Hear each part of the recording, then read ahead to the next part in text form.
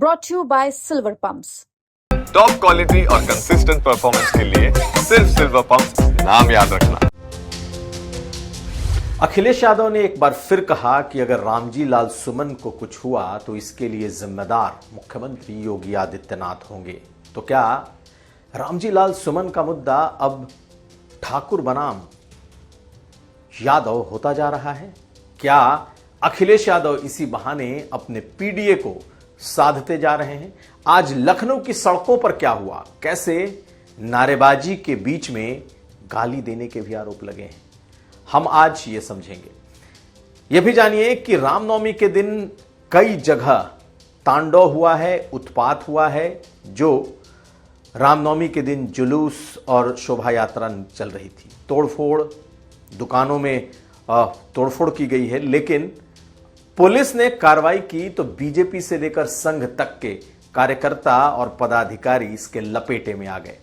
कैसे चुन चुन कर सभी आरोपी बनाए गए हैं, कहां बनाए गए हैं, और कैसे योगी सरकार इसे बिल्कुल आयरन हैंड से निपटने के तैयारी में है।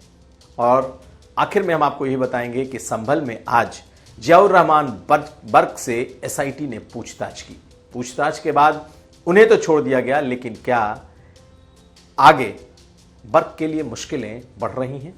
तो ये खबरें आज का यूपी में। नमस्कार, मैं हूं कुमार अभिषेक, आप देख रहे हैं यूपी तक। हम हाजिर अपना न्यूज शो आज का यूपी लेकर। तो अखिलेश यादव ने पिछले 2 दिनों में 2 बार यह चेतावनी दी है कि अगर रामजी लाल सुमन को कुछ हुआ तो इसकी जिम्मेदारी मुख्यमंत्री योगी आदित्यनाथ की होगी। उन्होंने यह कहकर एक सियासी ऐसा दांव चला है जिससे बीजेपी कम से कम इस मुद्दे पर तो घिर गई है। कल भी प्रेस कॉन्फ्रेंस में अखिलेश यादव ने इस बात को कहा और आज भी जौनपुर में उन्होंने कहा है। पहले अखिलेश यादव के ये दोनों बयान सुन लीजिए, उसके बाद समझते हैं कि कैसे आज सड़कों पे जो संग्राम हुआ है वो इस पूरे मुद्दे को कहीं ठाकुर बनाम यादव तो नहीं बना रहा। पहले सुनिए अखिलेश यादव का ये बयान। और एक बात और मैं कहना चाहता हूं कि अगर रामजी या सुमन जी के साथ कोई घटना होती है या समाजवादी पार्टी के नेता के ऊपर किसी तरह की कोई घटना होती है तो उसके लिए जिम्मेदार कोई दूसरा नहीं, मुख्यमंत्री खुद जिम्मेदार होंगे, क्योंकि मुख्यमंत्री खुद उस संगठन पे हाथ रखे हुए हैं। रामजी या सुमन जी के साथ अगर किसी का व्यवहार खराब हुआ उसके लिए जिम्मेदार मुख्यमंत्री जी खुद होंगे। तो आपने अखिलेश यादव के बयान को सुना, लेकिन आखिर अखिलेश यादव ने ऐसा क्यों कहा है?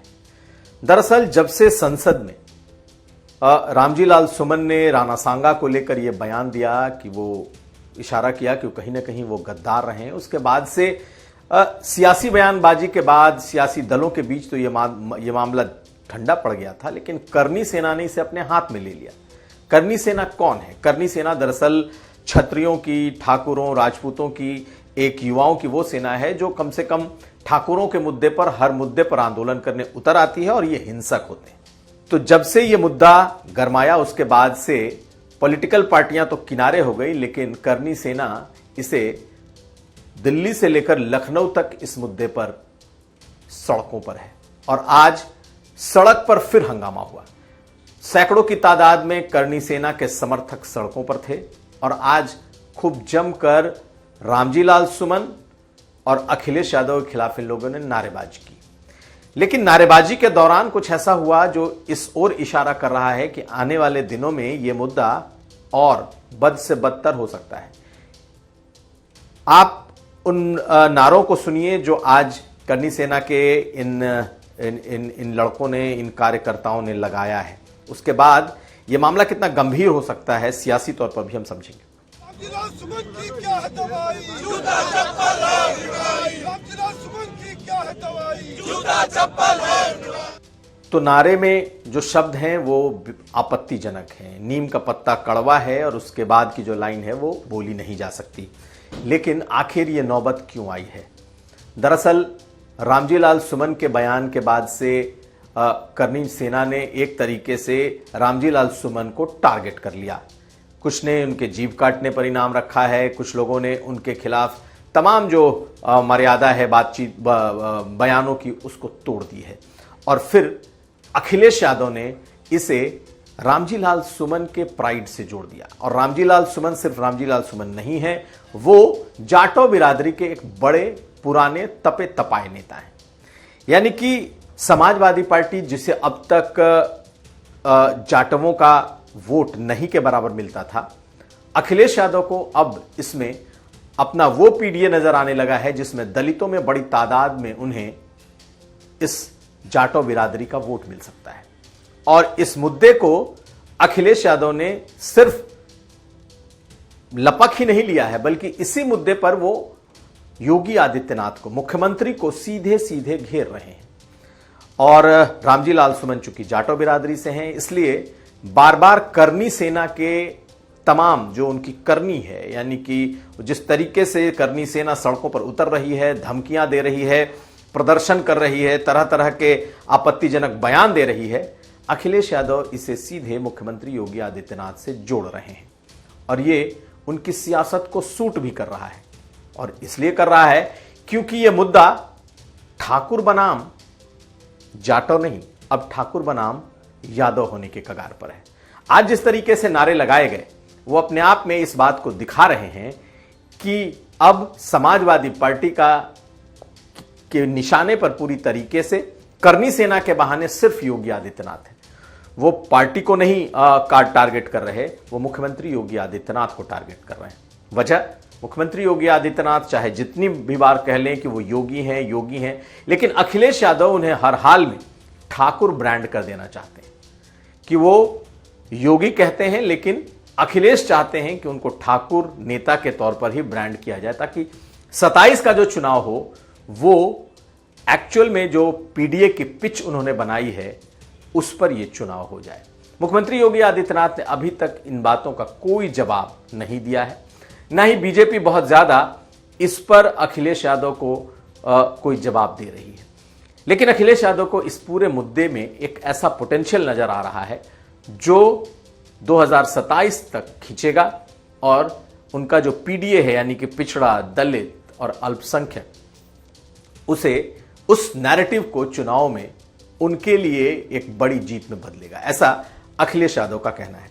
तो ऐसी स्थिति में जब अब करनी सेना के बहाने ही सही ठाकुर यादव आमने सामने कम से कम हो रहे हैं, मैं जातियों को लेकर नहीं कह रहा, मैं सियासी तौर पर कह रहा कि सियासत में ये दोनों बिरादरियां बिल्कुल आमने सामने अगर होंगी तो अखिलेश यादव को लगता है कि तब उनका पीडीए सरपट दौड़ेगा। और यही वजह है कि इस मुद्दे में अखिलेश यादव को अपनी 27 की जीत नजर आ रही है। रामजी लाल सुमन के साथ खड़े होने का सीधा मतलब यह है कि वो दलित के उस चेहरे के साथ खड़े हैं जो उस बिरादरी का एक बड़ा नेता है। लेकिन बहुत सारे लोगों को का यह भी कहना है कि आखिर अचानक से रामजी लाल सुमन ने वो बयान कैसे दे दिया। उस बयान के पीछे मायावती ने भी आशंका जताई थी कि उसके पीछे साजिश की गई, साजिशन वो बयान दिलाया गया है, यानी कि उसके पीछे कहीं ना कहीं कोई साजिश है और किसी ने यह बयान दिलवाया है।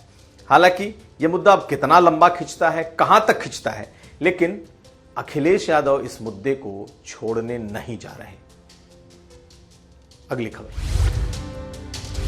उधर अखिलेश यादव बीजेपी की मुख्यमंत्री दिल्ली की रेखा गुप्ता से बेहद खफा हैं। कल उन्होंने अपने प्रेस कॉन्फ्रेंस में एक न्यूज चैनल में उनके इंटरव्यू का वो क्लिप दिखाया था जिसमें रेखा गुप्ता ने अखिलेश यादव के बारे में जो बातें कही थी, एक शब्द में अखिलेश यादव को बयान करने की जब बात कही गई तो जो बातें उन्होंने कही, दरअसल वो अखिलेश यादव को ऐसी चुभने वाली बात है जो उन्हें कभी पसंद नहीं आती। और अगर किसी ने उस बात को कहा है तो अखिलेश यादव उसे भूलते भी नहीं।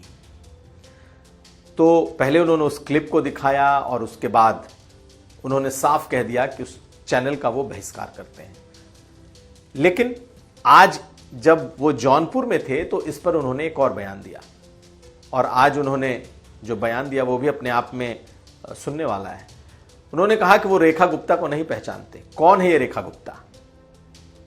सुनिए अखिलेश यादव को क्या कहा है अखिलेश ने। रेखा गुप्ता ये कौन है?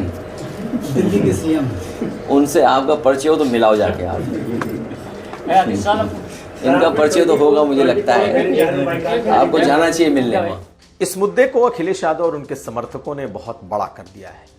पूरे सोशल मीडिया पर यह मुद्दा छाया हुआ है और अखिलेश यादव ने कई मीडिया समूहों को के बाइकाट तक की बात कर दी है और उनका जो अपना सोशल मीडिया हैंडल है उससे और पार्टी के जो लोग हैं वो लगातार इस मुद्दे पर मीडिया हाउसेस, पत्रकारों को खूब ट्रोल भी कर रहे हैं। अब अगली खबर। रामनवमी की शोभा यात्रा और जुलूस के दौरान उत्तर प्रदेश के कुछ जिलों में बवाल हुआ, जिसमें कानपुर में सबसे ज्यादा हुआ। कानपुर में कुछ दुकानों में तोड़फोड़ की गई और लूटने की कोशिश हुई। कहा यह जा रहा है कि वो दुकानें मुसलमानों की थी। दरअसल रामनवमी के दिन जब ये शोभा यात्रा निकल रही थी तो डीजे बजाने को लेकर विवाद था। पुलिस ने साफ मना कर दिया था कि डीजे एक लिमिट में ही बजेगा, उसका साउंड एक लिमिट में ही होगा। लेकिन इससे रामनवमी में जुटे ये तमाम जो लोग थे वो नाराज थे और पुलिस पर इन लोगों ने जूता फेंका और उसके बाद से हंगामा मच गया। जब तोड़फोड़ हुई, हंगामा हुआ, दुकानों में लूटपाट की कोशिश हुई, उसके बाद पुलिस ने इस मामले में तकरीबन 100 लोगों के ऊपर मुकदमा किया है। आप अगर जानेंगे नाम तो हैरत में पड़ेंगे, क्योंकि इसमें बीजेपी और संघ से जुड़े संगठनों के लोग भी शामिल हैं। देखिए कौन कौन है। एफआईआर में जिन्हें नामजद किया गया है उसमें सीमा सिंह बीजेपी की जिला मंत्री हैं, राकेश मसवानपुर रामनवमी समिति के अध्यक्ष हैं, आयुष शुक्ला बीजेपी के वार्ड अध्यक्ष हैं, महेंद्र तिवारी बीजेपी अंत्योदय प्रकोष्ठ के संयोजक हैं, नीरज कुरील बीजेपी के पार्षद हैं, राजा पंडित हिंदू जागरण मंच के पूर्व जिलाध्यक्ष हैं, राम अवतार प्रजापति पूर्व पार्षद हैं और एडवोकेट मोहित वाजपेयी बजरंग दल जिला इकाई कार्य समिति के सदस्य हैं। तो बाय नेम कई लोगों के नाम इसमें आए हैं। तो ये पहली बार ऐसा दिख रहा है कि योगी सरकार हर उस शख्स को जिसने भी बलवा करने, दंगा फैलाने या फिर शहर में अराजकता फैलाने की कोशिश की है उस पर एफआईआर किया है। बेशक वो बीजेपी के ही क्यों ना हो, वो बजरंग दल या संघ से जुड़े हुए संगठनों के ही क्यों ना हो। यही नहीं, प्रयागराज में जिस सालार गाजी की जो दरगाह बनी है उस दरगाह पर चढ़ने वालों को भी अरेस्ट किया गया है और उसके मनिंदर सिंह जो उसका मुख्य इसमें अभियुक्त है उसे पुलिस ने गिरफ्तार कर लिया है। इसके अलावा पुलिस पर भी कार्रवाई हुई है। तो ऐसा लगता है कि बेशक रामनवमी ही क्यों ना हो, अगर उससे जुड़े हुए नेता बीजेपी संघ से जुड़े हुए ही क्यों ना हो, उन पर कार्रवाई करने में कम से कम सरकार न तो दल देख रही है और ना ही जाति। अगली खबर। उधर संभल में आज काफी गहमा गहमी रही। पहली बार जियाउर रहमान बर्क को एसआईटी ने आज पूछताछ के लिए बुलाया था और तकरीबन 11:15 बजे वो अपने वकीलों की फौज के साथ पहुंचे। 3 घंटे की उनकी पूछताछ के बाद पुलिस ने आज उन्हें जाने दिया। उन्होंने ये कहा कि वो जांच में पूरी तरीके से सहयोग कर रहे हैं और आगे भी जरूरत पड़ी तो सहयोग करेंगे। लेकिन बर्क पर सबसे बड़ा सवाल यह है कि जब जामा मस्जिद में जब विष्णु शंकर जैन और दूसरे लोग सर्वे करने पहुंचे थे तो उस दिन जो हिंसा हुई थी उस हिंसा को उकसाने और खास करके भीड़ को जुटाने में क्या जियाउर रहमान बर्क का कोई रोल है? जफर अली जो कि सदर हैं इस मस्जिद कमेटी के, उनकी गिरफ्तारी के बाद उन्होंने पुलिस को जांच में यह बताया था कि इसमें सांसद का भी रोल है। तो आज कई मुद्दों पर, कई बातों को लेकर के उनसे पूछताछ हुई, खास करके उन 3 कॉल के बारे में कि 3 कॉल जो उस रात को किए गए सांसद की तरफ से उसमें क्या बातचीत हुई और एक व्हाट्सएप ग्रुप के जरिए जब लोगों को जुटाया गया तो कहीं उनके उसमें संदेश तो नहीं थे। तो फिलहाल इस बार उन्हें जाने दिया है पुलिस ने, लेकिन आगे भी इस मामले में पूछताछ हो सकती है। देखना है कि कब तक संभल की ये जांच अपने लॉजिकल एंड तक पहुंचती है। तो ये था आज का यूपी। हम कल फिर हाजिर होंगे। आप हमें दीजिए इजाजत। देखते रहिए यूपी तक।